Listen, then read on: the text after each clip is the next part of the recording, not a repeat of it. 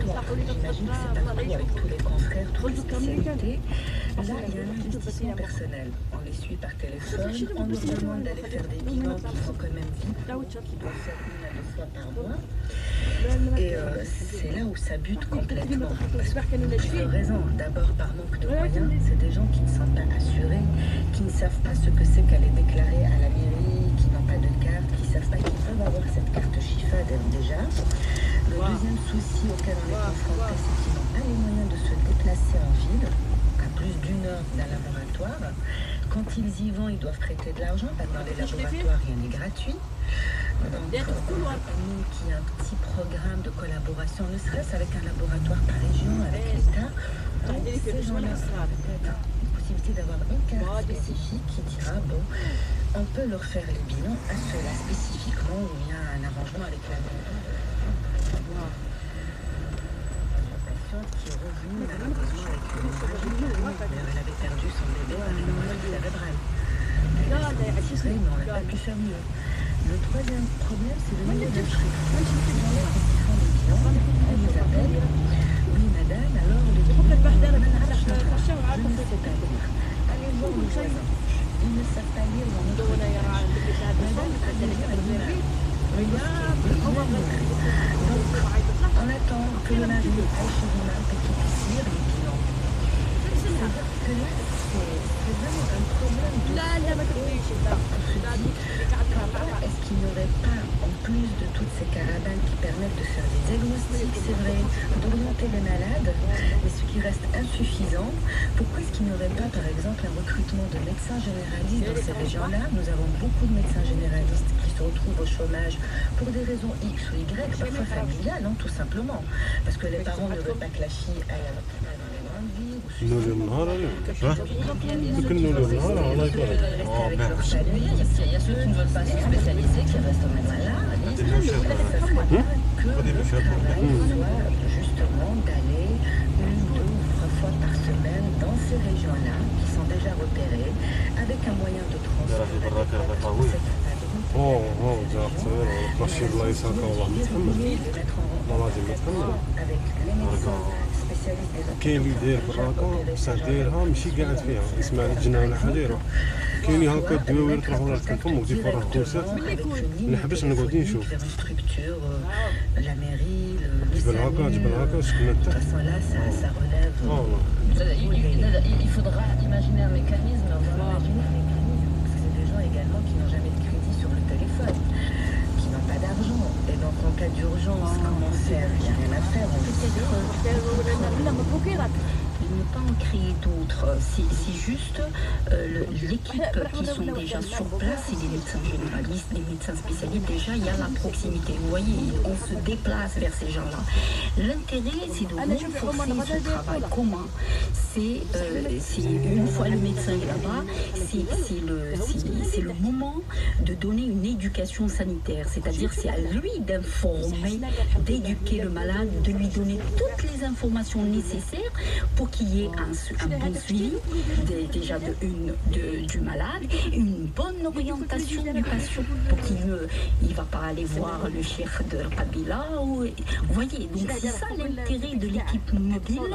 Et puis je pense qu'il faut renforcer ces équipes en moyens et pourquoi pas plus régulières aussi. Et je pense que, parce que comme vous le disiez tout à l'heure, ce sont des équipes donc, qui se détachent de l'EPH où ils travaillent. Donc il faudrait peut-être juste avoir des équipes dont ça serait exclusivement la tâche. C'est-à-dire ceux des EPH restent dans les EPH et les autres sont d'emblée mobiles. C'est ce qui se fait par rapport à ça. Les équipes mobiles le travail à domicile. Donc ils viennent, ils voient leur patient, ils leur font même de la vaccination, ils leur font même parfois des bilans, les maladies sont grabataires, et tout ça. Il ne faut pas se déplacer, c'est à ce moment-là qu'on fait des bilans, etc. Sauf que moi je pense qu'il faut renforcer ces équipes et aller, c'est-à-dire renforcer cette politique qui est très intéressante et voilà, promouvoir tout ça. Oui, parce qu'en fait, on n'a pas véritablement parlé faire des raisons, mais il faut quand même essayer de se souvenir que nous sommes un pays continent, que le pays est très très vaste. Et que, alors vous citiez tout à l'heure le programme de vaccination. Le programme de vaccination est un programme qui a réussi. Donc d'une manière ou d'une autre, les enfants sont tous vaccinés. C'est comme à un certain moment le programme du planning familial également avait réussi un peu. Mais il y a également des disparités d'ordre géographique parce que déjà toute la population est concentrée dans le nord. Donc comme on n'arrive pas à déjà suffire ou capter les besoins de la plus grande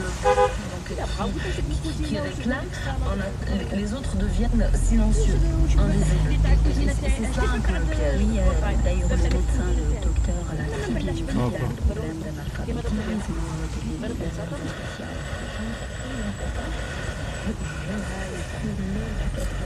vous voyez, c'est un moment précieux de donner toutes les informations. Mais c'est pas vraiment de pouvoir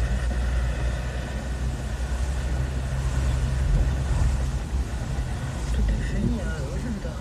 C'est vrai que le problème qui se pose également, c'est ce qu'on avait dit tout à l'heure, c'est un peu le niveau d'instruction et d'analphabétisme. Faire à des cours au niveau des لكن الناس تصوت نورمال لكن يمكن ما يكون يدور عادي عادي عادي عادي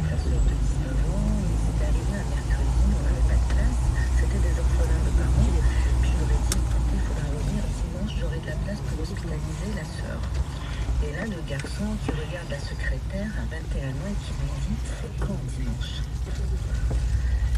Donc là, je me suis rendu compte réellement de ce qu'on a dans ces zones. شكرا ما بديك ساعات Que j'ai connu, moi-même, j'avais grandi à l'époque dans un village où c'était pas comme ça en fait. Les gens étaient instruits, il y avait des écoles primaires et tout. Mais là, j'ai découvert, j'ai compris qu'il y a des régions où on ne peut pas imaginer où Ça va être servi. Ça va quoi, ça va la حظك. Également, une pauvre malheureuse qui est toujours arrivée par le biais de petites associations. Nous étions confrontés à un problème où sa voisine Ça va quoi, ça va déposé c'est بصربة plainte en disant qu'elle l'avait agressée. J'étais étonnée. Mais en fait, cette femme ne savait pas ce que c'est qu'une douche. Donc quand la voisine a été prendre la douche, elle avait ouvert la porte, était là. elle شوفوا observait, خوتي regardait. Et le psychologue était étonné, il a dit انسان ديسكيتيت معاه ان كليون ديسكيتيت معاه ان كليون ديسكيتيت معاه معايا جا نازل عطاني حبه حلوه انسان شكون جيت مزير وجهي هذا الفلوق هذا ان شاء الله بربي رانا خارجين من المناظر وصلنا خونا كما قلت لكم في البريمي فلوق دينا المناظر على الميكانيسيان رانا خارجين من تما نكملوا الفلوق تاعنا qui était le président de la République de l'époque, il n'avait نكملوا pas الفلوق تاعنا